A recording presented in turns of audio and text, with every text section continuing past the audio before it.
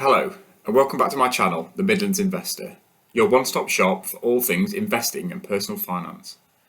Today, I'm going to summarise the key takeaways from one of my favourite personal finance books, The Psychology of Money. This book genuinely changed my approach to life and my relationship with money, and hence I'd like to share with you the key concepts so that you too can change your relationship with money. The Psychology of Money is a book that delves into the complex relationship people have with money.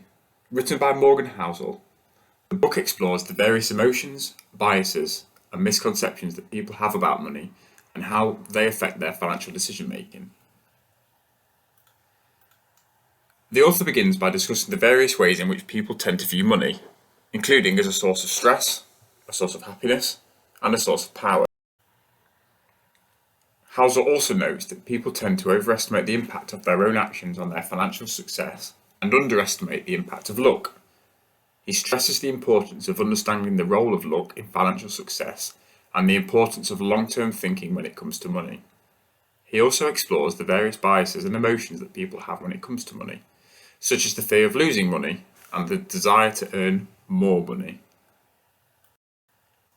He also goes on to discuss the importance of understanding and managing one's own personal finances. He offers practical advice for managing money in a healthy and sustainable way, including tips on budgeting, saving, and investing. Overall, The Psychology of Money is a thought-provoking and insightful examination of the psychological factors that influence our relationship with money. The book provides valuable insights and practical advice for managing our finances in a healthy and sustainable way, and it is a must-read for anybody looking to improve their financial literacy. So, without further ado, let's get started.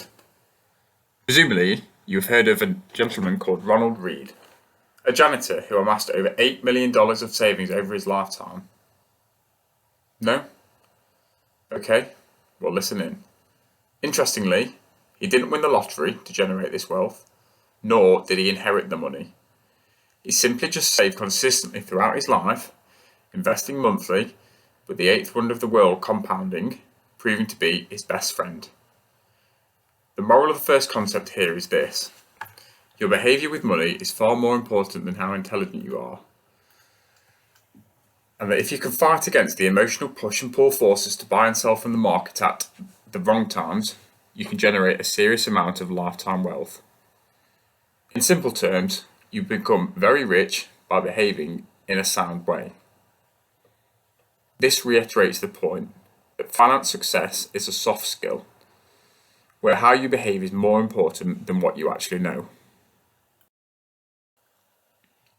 Takeaway number 1. Pay the price. Let's say you want a new car to impress your friends, your girlfriend, and people at work. You have two options with this car. You can either pay for the car, or take the keys, steal it, and run for the hills. Now, as a rational man, I'd like to think you'd probably pick to pay for the car and do the right thing. Or so I'd like to think. The point here is this: that you are fully aware that having this car has a price to pay. You have to give up the cash to pay for it. Investing follows the same principle. In order to generate wealth, you too have to give up something, and that is your comfort with stable market prices. Markets are inherently volatile. Prices go up and come crashing down just as fast. Much like the brand new car example, this is the price or fee that you need to pay for long-term returns. If you don't have the stomach to ride the lows, don't aim to maximise your returns. High returns means you have to endure high risk and hence high volatility. The volatility is simply the price you pay for the long-term journey. Could you stomach the losses over the short to medium term? If you can't expect to get the longer term returns. You have to pay the price of volatility to get the returns. Let's say, for example, you bought one unit of the S&P 500 in 1980.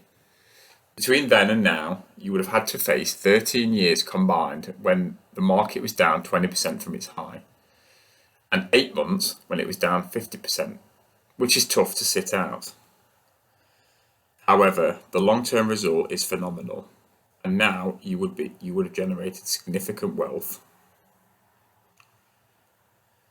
To put it simply, the market enables wealth creation that is unrivaled with anything else, but it doesn't come for free. All investors will experience volatility, and you have to look at this, the price you pay for future wealth. Takeaway number 2, never enough. Capitalism is great at generating envy against your peers. Whilst it motivates you to do more meaningful work, it can also, as a result of social comparison, make us feel like we are never enough. Now let's imagine a lawyer. He earns over $500,000 a year and is classed as one of the 1% highest earners in the US. He can afford cars, houses, to outsource his housework, and may even have enough for a holiday home by the coast. However, next door to this holiday home, his neighbour is a CEO and earns over $10 million per year. By comparison, the lawyer feels like he earns peanuts. So the neighbour next door in the holiday home is the CEO and earns $10 million a year. Well, interestingly, he was a childhood friend of David Beckham, who has amassed a wealth of over $2 billion. Now, the CEO looks like he earns peanuts in comparison to David Beckham. The point of the story is this. People don't appreciate that there is always a bigger fish, and this can cause people to do foolish things over time.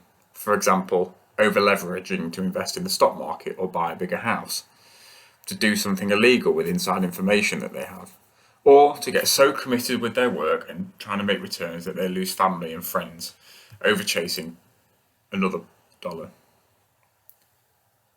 The conclusion is that you need to accept at some point that enough is enough. Takeaway number 3. No one is crazy. We are all different based upon our experiences. Some of us spend ridiculous money, others hide it under mattresses. People come from different backgrounds and life experiences. All this adds up to different perspectives and different values. I can read what it was like to lose everything during the Great Depression, but I don't have the same emotional scars as those who actually experienced the crisis. All individuals have different perspectives. For example, a stat that's often thrown around is that the poorest in the US spend out on lottery tickets more than the middle or upper class. The lowest income households spend an average $412 per year on lottery tickets, 4 times more than the highest income households. Now, buying a lottery ticket is buying into the dream that many of us already live. They hope that they might win. So if you put yourself in their shoes, of the poorest of the poor, you realise that for the low income, the lottery ticket is actually a rational choice. For the average investor, it is important to acknowledge that we're all different. We become less tempted to copy a portfolio or investment strategy that doesn't suit our goals. For example, our investing strategy might not be suitable for a billionaire, and vice versa. Takeaway number 4. Time in the market is greater than timing the market. Many events in the past that have shaped our society were impossible to see and have impacted the market. For example, the Great Depression, World War II, financial crisis, and COVID-19. Now, these events all have 3 things in common. They are outliers and couldn't be predicted. They cause extreme impact, and they're only really explainable after the event. So the point to take away is this. If you were to invest in the S&P 500 20 years ago and you missed out on the 4 best performing days, you'd have made a return of 164%.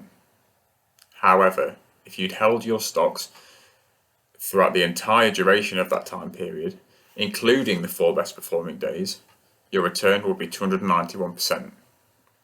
Timing the market, therefore, trumps timing the market. Stop listening to macro projections. The things that cause big disruptions are those that are unpredictable. Takeaway number 5. Freedom. Research has shown that a sense of control over life is a more reliable predictor of positive well-being than any other objective. For example, buying a 6-bedroom house or buying a supercar.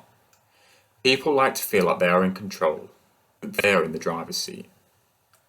When we try to make them do something, they feel powerless. Instead of feeling like they have made the decision, they feel that we have chosen for them. So they say no. They simply do something else. The ability to do what you want, when you want, for as long as you want, has infinite value. Secondly, within this takeaway, it is important to note that wealth is also what you can't see. Wealth is the nice cars, watches, or clothes not purchased. Wealth is the financial assets that haven't yet been converted into tangible stuff you see. When you see someone driving a sports car, you rarely think how cool the guy driving the car is. Instead, you think about how cool other people would think you were if you had a car like that. But in reality, people don't care about you or the guy in the car. They're focused simply on the car. You don't think they look cool, so they don't think you look cool. So, to summarise, you are not going to get rich in the stock market without paying the price of volatility. Envy is the worst of the 7 deadly sins when it comes to stock market investing.